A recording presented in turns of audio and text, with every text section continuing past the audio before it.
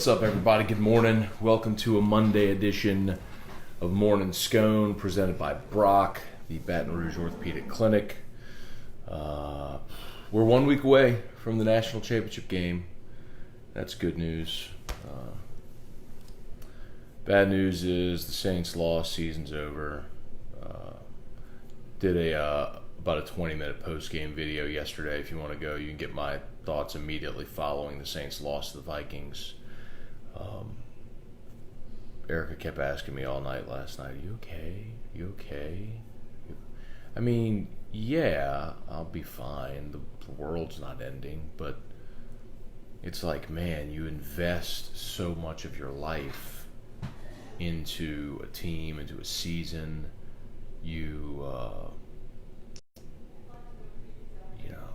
I know for us, it starts, and it really never stops, because from here, it's combine, it's draft prep, it's draft, it's rookie mini camps, it's OTA, it's mini camp, it's it's training camp, and then it's preseason. I mean, it never stops. So, man, when you have such high hopes and aspirations, and you couple that with the realization that Drew Brees is 41 years old, and you just don't know how many more swings you're going to have, when it ends in such disappointment, man. A 13-3 season, a season where you even were able to withstand Drew's injury for 5 weeks and go 5-0 in that stretch, and then to have 6 All-Pros, 4 first-team All-Pro players. It's never happened in the history of the organization. You get a home game, in the playoffs. It's the difference. The first year of the Peyton Breeze era, they were 10-6 and they were the 2 seed. They got a bye in a home game. You know what I mean? At 10-6, this team goes 13-3 and they're the 3 seed.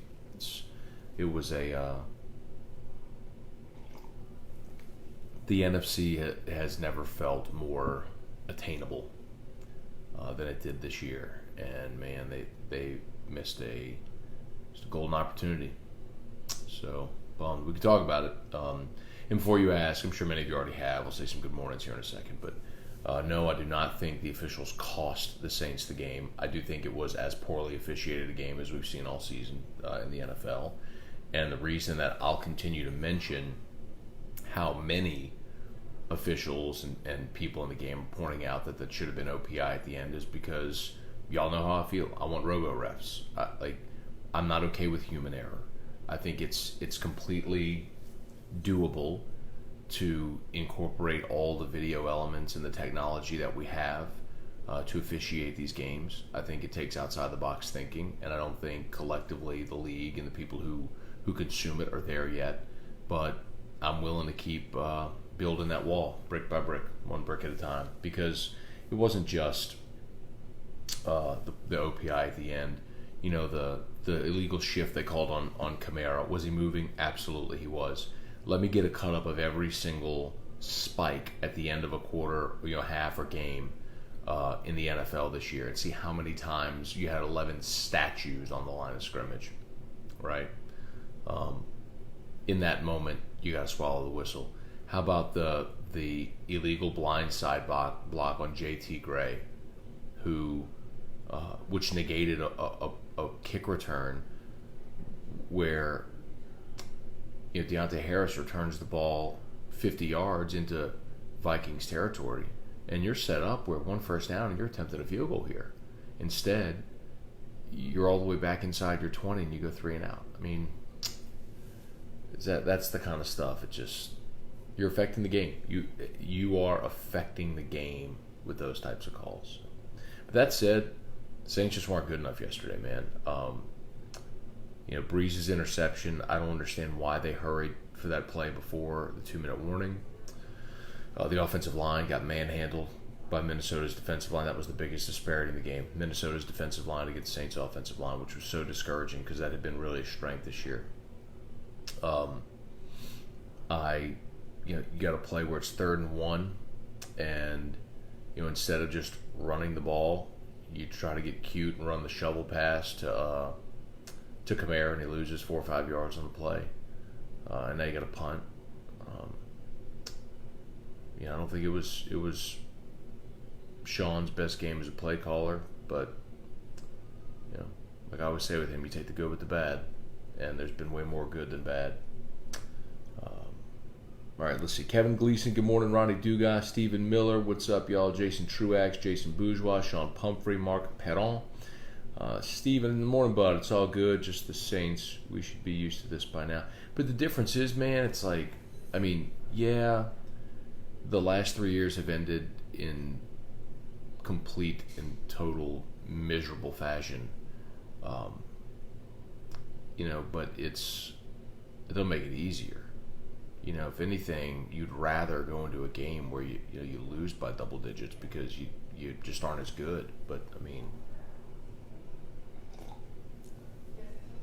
anyway, Dylan Landry, morning, Matt. Looking sharp this morning. Thank you. Shirt from Carriages. This is a Eaton brand, ETON. It's beautiful stuff, man. Y'all go check them out. I love the accents on the buttons. Adds another little feature to it. Kirk Taylor, good morning. Jeff McKithen, Tommy Vienendahl, Terry Jameson, Eric Hart. Hey, bud. What are you doing?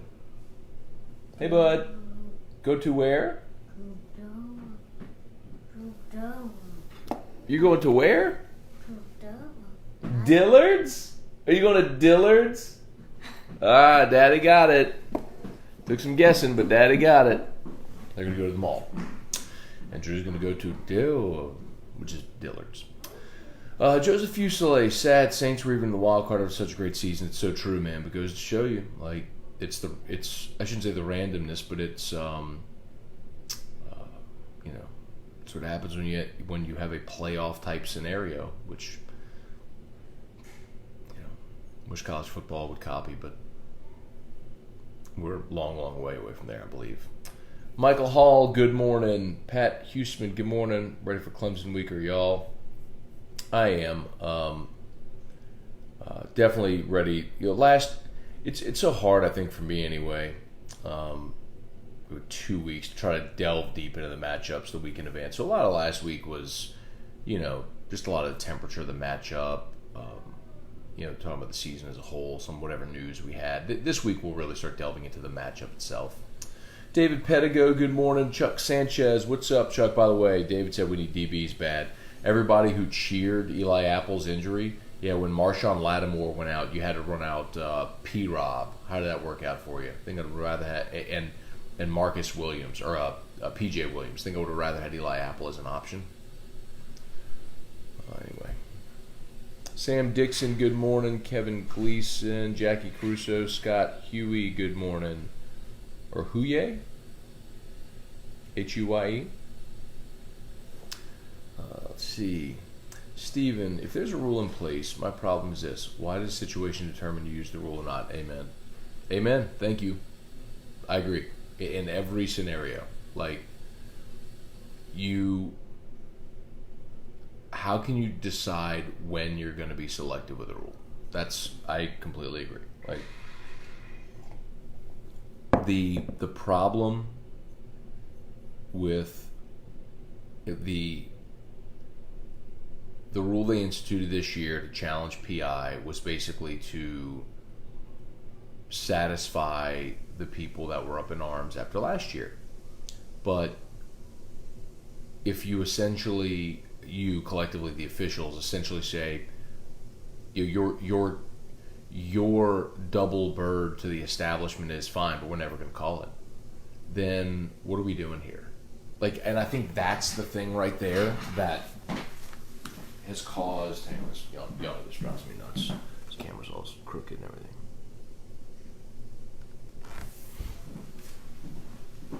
That's the thing, in my opinion, that has caused more people to lose faith with the NFL and with NFL officiating. It just doesn't feel like you're watching. I just don't have confidence in what I'm watching. That's a problem. That's a problem. A real problem for the NFL.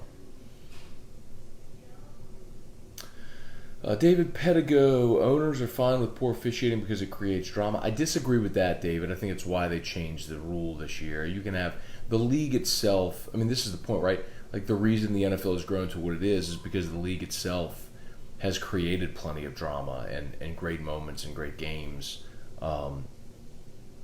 And this is undermining that. That's not a good thing for the NFL. Did you notice attendance at NFL games this year was at a 15-year low? Attendance was at a 15-year low. Brian Stock, hats off to... Now, some of that, by the way, some of that is obviously you have some teams that stink.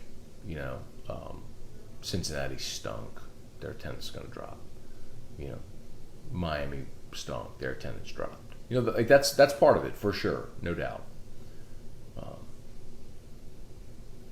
I think there's a lot of other factors.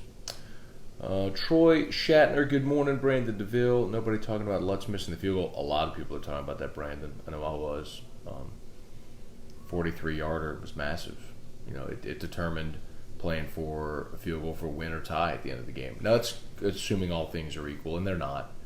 But Lutz's missed field goal was massive. First possession of the game when you force the Adam Thielen fumble and you settle for a field goal instead of punching it in there. The Saints, look, don't get me wrong. Don't get it twisted, y'all. The Saints played terrible yesterday. I would say aside from Atlanta, that was their worst game of the year. I mean, they played a terrible football game. A lot of that was their own doing. Hey, bud. Kirk Taylor thought about eating 2 Popeyes biscuits without any water ending it all. I don't think they're that dry. Vance McBroom, Kamara's not an every down back. Need to get a real running back, another wide receiver. Partially, I'd agree with that. Kamara's better when you can use him in a more versatile role. I just don't think, and I think Murray could have been. I just don't think they leaned on him enough this year.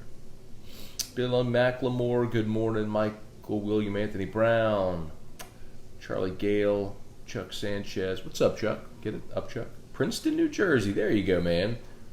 Hopefully, just being there makes you smarter. You know what I mean? Like you're just at Princeton, so you just feel like Princeton. I'm smarter. I need some of that in my life.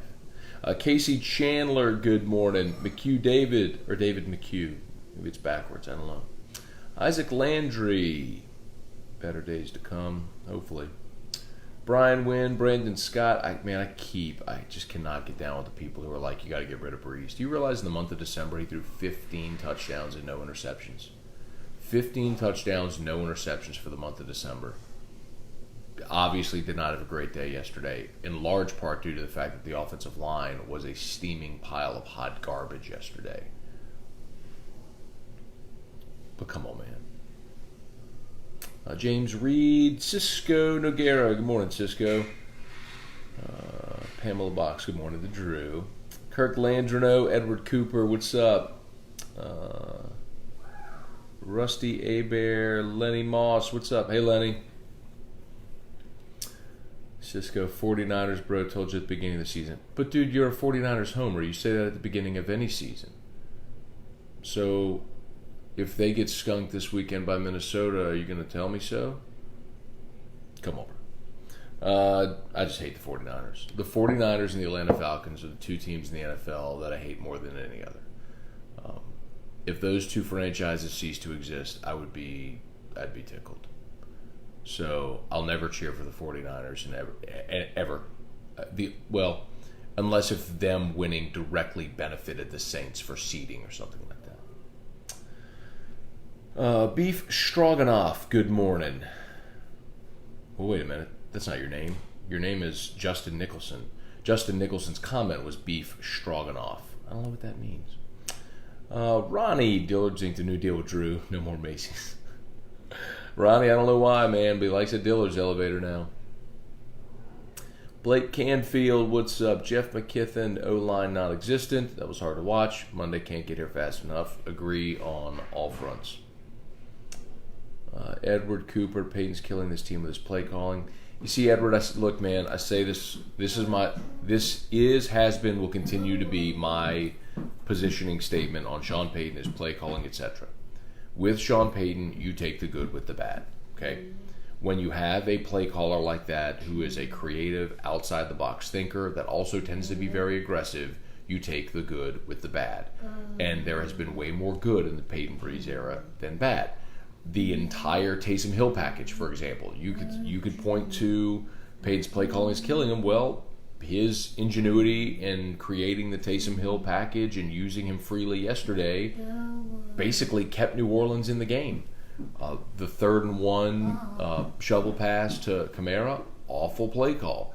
But again, you take the good with the bad when you have someone who is an outside-the-box thinker. And again, it's the same type of mentality that allows you to go onside kick to start the second half of the Super Bowl. They ran a fake punt yesterday, and it worked, only they had a procedure penalty. So, I mean, Sean definitely had moments yesterday that were not great. He also had plenty of good ones.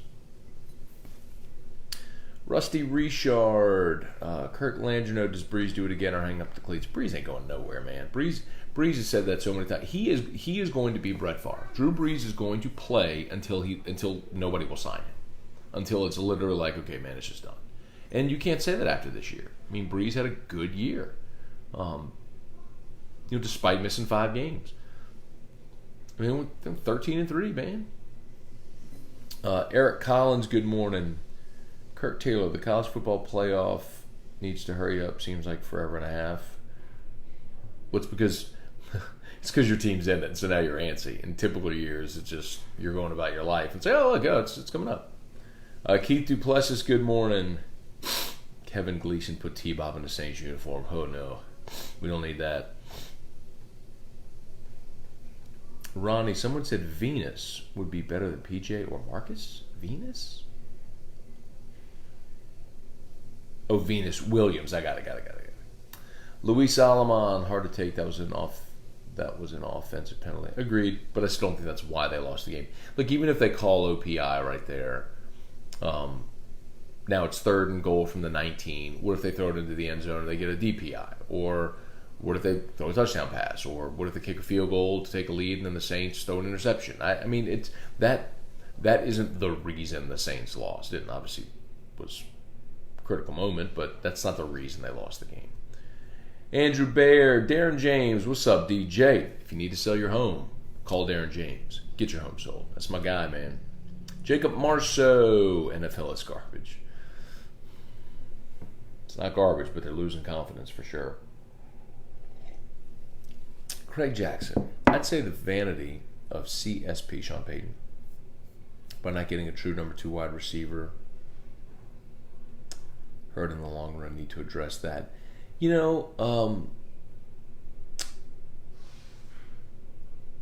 Yeah, I'm with you. I don't think that's vanity though, and I think they tried. I mean, they used a 2nd round pick on Traquan Smith. You know what I mean? Like, they've still got Ted Ginn hanging around. I mean, they've tried. Last year they brought in Dez, and Dez got injured. They worked out Antonio Brown. I mean, I'm with you. I think they recognize they need help there. I just don't think like the most obvious answer is always readily available. I mean, how many teams have a true dominant number 2? I mean, Julio Jones, Calvin Ridley is rare in the NFL. I mean, you could look at yesterday. What about Diggs and Thielen? That's fair. Thielen was Diggs is a legit number 1, and Thielen was a steal. And Sean's typically found those guys. They probably thought they had one in Traquan. It just hadn't really materialized. Jason Smith, strong running game and defense win championship. Sean don't believe in running the ball consistently. Latavius is more than capable. Hand the ball off to take pressure off Drew. It was interesting. I thought that too at halftime, but at halftime they had 13 passes and 8 runs. It's not complete 50-50, but it's not a complete imbalance either. But I understand your point. They're better when they run the ball. Troy Shatner, so who will the Saints draft? So many positions needed. Quarterback, wide receiver, cornerback, safety, offensive line. All of the above, man. I think a lot of it depends on what happens. If Andrews Pete walks, which I'm assuming they're going to let him walk, then you need an interior lineman, unless if you're convinced Nick Easton can be that guy opposite Larry Warford. So I think that's a very obvious spot to start. You definitely need a receiver, which I assume they will address also. You can't help but wonder as well if Rankins and Davenport were there, how different yesterday looks as well. But I keep thinking about that too. I mean, the Saints, despite letting Dalvin Cook get off a little bit in the first half, the Saints allowed 20 points in regulation. I mean, if before that game started I'd said, hey, look, the Saints are going to hold Minnesota to 20 in regulation, I'm going, okay, cool, they win by 2 scores. 34-20. Just tip your cap. Minnesota's defensive line controlled the entire game, man. Irfan, good morning. Joe and Bryant Hanno, how about our basketball getting a big win at Tennessee? Talked about it yesterday. Huge win. I loved playing Tennessee early in the conference schedule. That's a team that lost a bunch from a year ago. Is probably going to get better as the year goes along. But for LSU to go on the road, struggle in the first half, and end up winning by double figures was huge. Obviously, they were able to hit some threes in that ball game. Shot 47% from three, which is atypical for this team, but I'll take it. Andy Fay, does Breeze come back with low salary to compensate for bringing better players through free agency? You can always structure a deal to help, but the question is, does Breeze come back? And I think the answer, of course, is yes. Andrew Bear, are people really dumb enough to say we need to completely clean house in the Saints organization? Some are, Andrew, but a lot of that is just the immediate sting of what happened yesterday. Stephen Miller, you kept thinking, okay, now the offense will get going. It never happened outside the Hill plays. I felt like when Hill had the run down the left sideline where he kind of broke free, and I thought at that moment they were about to score, take the lead, and it'd be ball game. And then Breeze fumbled on the next play. Mike Gravois, Teddy Bergeron. I think the Saints can pick up Fulton. I don't think so, Teddy. I think Christian Fulton's going to be a first-round draft pick, and I think he'll probably be off the board by the time the Saints pick. And when you consider the fact that you'll see what they do with Janoris Jenkins and Eli Apple, for that matter. They may not be in the market for a cornerback in round 1. Ray Wright, good morning, my dude. Maury Holliday, good morning, Matt. What if the Saints consider replacing Drew with Tom Brady or Cam Newton and keep Hill as a number 2? Hill is our future. Maury, I completely disagree that Hill is the future. I think he is great in the role he's in. I do not think Taysom Hill will ever be an every down quarterback in the NFL. I think durability would be an issue. Let's not forget he was injured every year at BYU. I think that would become an issue. And look, you saw it on the pass to Deontay Harris. I mean, Deontay Harris was streaking, and that should have been a touchdown. Hill underthrew that ball. I think he is phenomenal in the role he's in. Let him go be a football player. Let him run it, catch it, throw it. Let him be that versatile piece on the offense. But he's never going to be an every down NFL quarterback. Tommy, I have an 80-inch TV, a bathroom close, and clean cold beer, better food, and no traffic. That's why I don't go anymore. And because ticket prices are absurd. Kirk Taylor, Saints offseason is going to be interesting. Hill, Kamara, Teddy Breeze, all up on contracts. So Taysom is a restricted free agent. It's worth noting. So that means teams can offer, and then the Saints have the option of matching him to an offer sheet. So Taysom Hill will be back next year. It'll just be interesting to see at what price.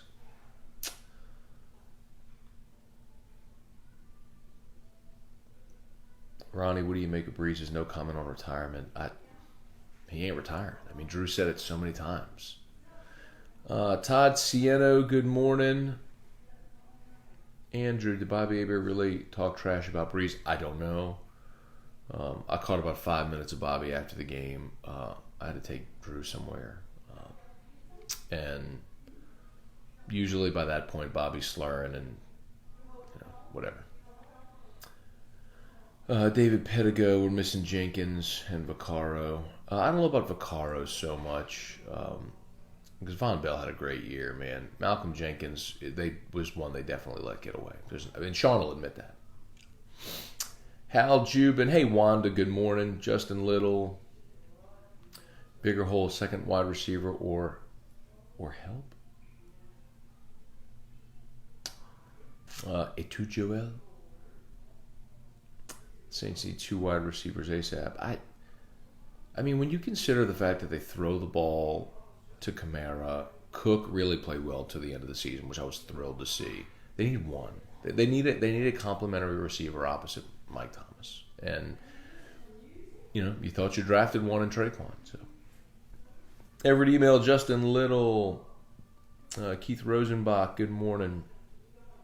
Everett on the way back to Iowa. Safe travels, man. Be safe heading up that way. Cisco, do you think Sean Payton is thinking to move to Dallas? I don't think so, Cisco. Man, I think that ship has sailed. If that was going to happen, I think that would have happened during the back-to-back 7 and 9 seasons. And, it kind of felt like when Sean's contract had come up, that relationship, it felt like maybe afraid. You're wondering, all right, is it time? And Tom Benson at the time basically said, get it done. And so they did. They re-upped him and signed him for 8 years, and paid him more than any coach in the NFL. And I mean, the Saints are committed to him. Sean's about to get married, so it's almost like Saban at Bama. It's like, I'm not saying it never would have happened. It just feels like at this point that ship has sailed. Brandon DeVille, I hate a mixed officiating crew for the playoffs. I agree on that as well. Kyle Larison. Hey, Margaret Reed. Good morning, James Pittman. Y'all, let me do just a couple more minutes here. I got my 9 o'clock meeting, so I'm going to need to get on the road here in a second. Andrew, do you think Breeze will eventually retire a Saint? If they don't re-sign him after his contract is up, he'll go elsewhere to keep playing. It's hard to say definitively, because when you see Favre play for the Jets and the Vikings, and you see Johnny Unitas playing for the Chargers, and you see Montana playing for the Chiefs, and Jerry Rice playing for the Raiders and the Broncos and the Seahawks, it's like anything's possible, man. But I think as long as Peyton Manning playing for the Broncos, I feel like as long as Breeze feels like he can play, he's going to keep playing, especially with Tom Brady nipping on his heels for those records. Brandon Webb, good morning. Ben Bankston, good morning. Kirk Taylor, this playoff season is full of young gun quarterbacks. It is kind of exciting in the NFL. I mean, like for the NFL, that is exciting when you see all the young guys starting to emerge, where it's become Jackson and Mahomes and Wilson. I mean, it's their league now. I mean, Ben Giotkin is garbage. He's fast but doesn't want any contact. That's true. Struggles with his hands at times too. Can the Saints win with Drew's lack of arm strength? Yeah, they were 13-3 this year.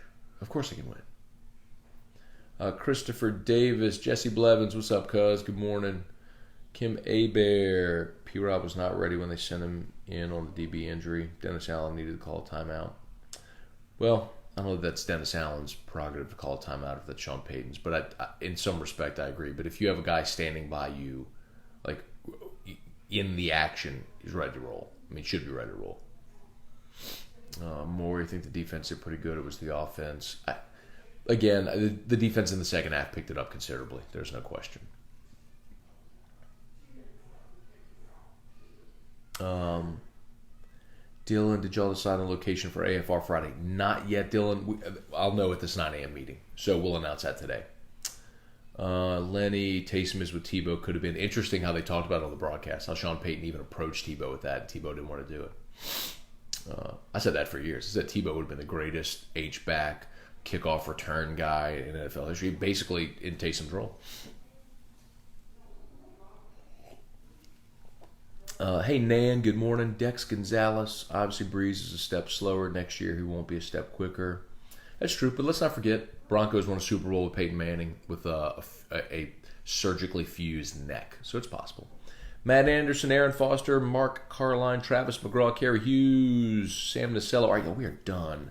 It's actually good. We had to go quick today because I got to get to this 9 o'clock meeting. So y'all have an awesome day. Thanks as always for watching. Please hit the share if you've not done so yet. Shout out to Brock, Baton Rouge Orthopedic Clinic. If you need an orthopedist, trust our friends at Brock. They are the best. 5 locations in Baton Rouge. 33 board certified and fellowship trained physicians. It's Brock. Okay, y'all. We'll see you. Have a great day.